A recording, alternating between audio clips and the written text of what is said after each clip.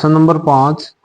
एक घनाकार ब्लॉक के एक फलक को अंदर की ओर से काटकर एक अर्धगोलाकार गड्ढा इस प्रकार बनाया गया है कि अर्धगोले का व्यास घन के एक किनारे के बराबर है।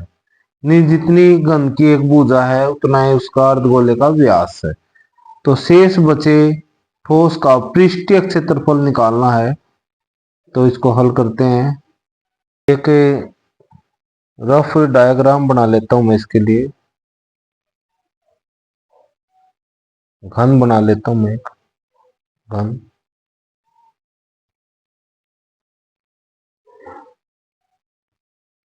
घन मीन्स क्यूब। क्यूब की एक आकृति बना लेता हूं मैं ऐसे।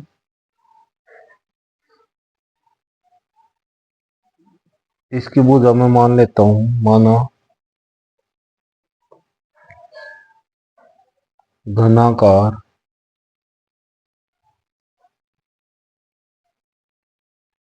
ब्लॉक की भुजा मैंने एल मान ली। तो इसकी भुजा ये एल मान ली है। तो इसके अंदर से एक अर्धगोलाकार ऐसे अर्धगोलाकार से आकार का एक ब्लॉक काट के निकाला गया है ऐसे अर्धगोलाकार। तो इसका गोले का व्यास कितना हो जाएगा, जितनी इसकी भुजा है। अर्ध गोले का व्यास बराबर होगा एल। त्रिज्या कितनी हो जाएगी अर्धगोले की त्रिज्या, एल बटे में 2। तो हमने इसका पृष्ठीय क्षेत्रफल निकालना है। शेष बचे ये काट के इससे निकाल दिया गया है। तो शेष ठोस का पृष्ठीय क्षेत्रफल ये हो जाएगा आपका घनाकार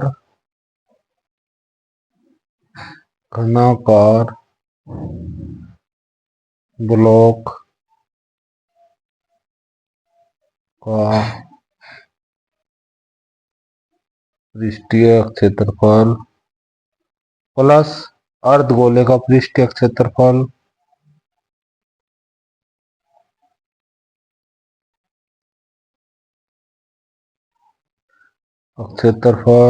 माइनस अर्धगोले के आधार का, आधार कह सकते हैं इसको, ये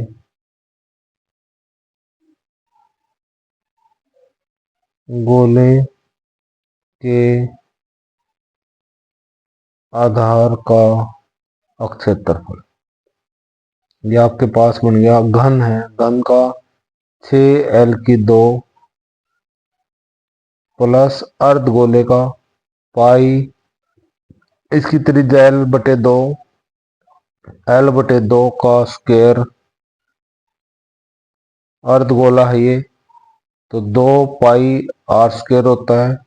आर की जगह l बटे 2 माइनस पाई l बटे 2 का स्क्वायर। ये आपके पास 6l की 2 प्लस 2 में से एक ये माइनस हो जाएगा, तो पाई l की 2 बटे में 4।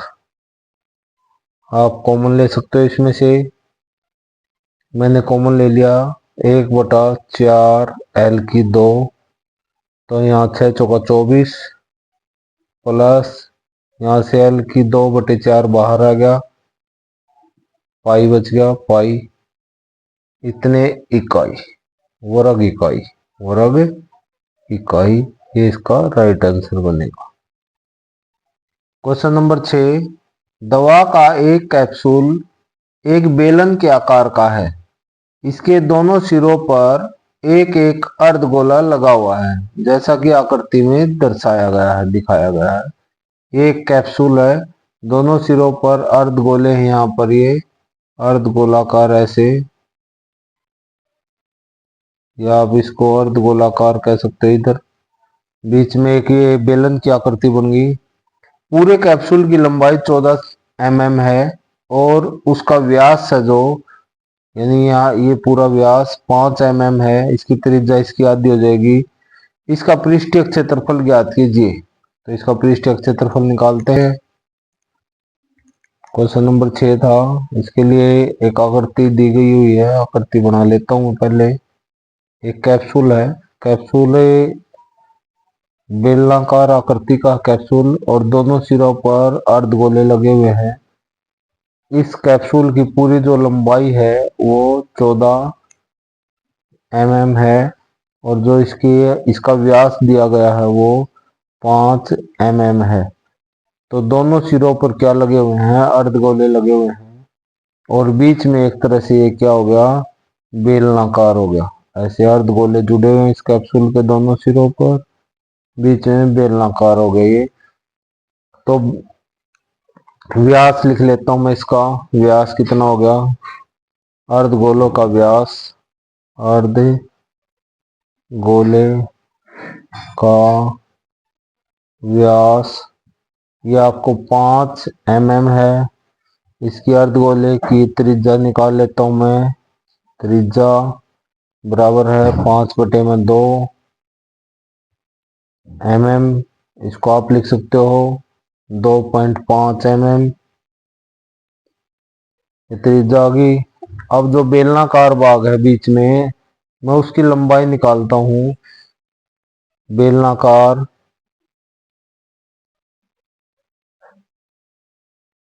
भाग की लंबाई यह आ जाएगी 14 पूरे कैप्सूल की लंबाई है माइनस 2.5, त्रिज्या इधर से कट गई 2.5 इधर से, 2.5 माइनस 2.5 ये त्रिज्याएं हैं अर्धगोलों की।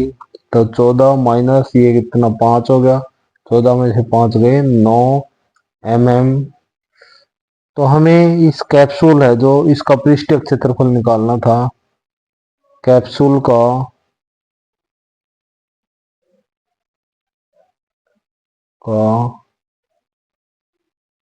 पृष्ठीय क्षेत्रफल ये हमारे पास आ जाएगा बेलनाकार भाग का, बेलनाकार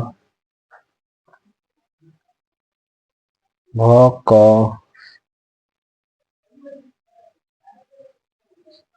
पृष्ठीय क्षेत्रफल प्लस 2 गुना में अर्ध गोलों का पृष्ठीय क्षेत्रफल।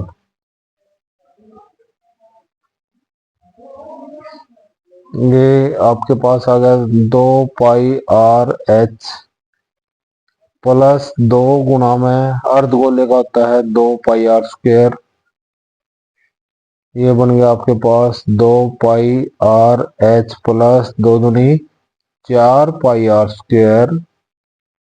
तो 2πr कॉमन आता है, 2πr कॉमन ले लिया, यहाँ से h बच गया, यहाँ से 2r बच गया आपके पास। मान रख लेता हूं, पाई का मान 22/7, त्रिज्या 5/2, ब्रैकेट जो इसकी लंबाई है उसकी ऊंचाई एक तरह से 9 प्लस 2 गुना में 2.5।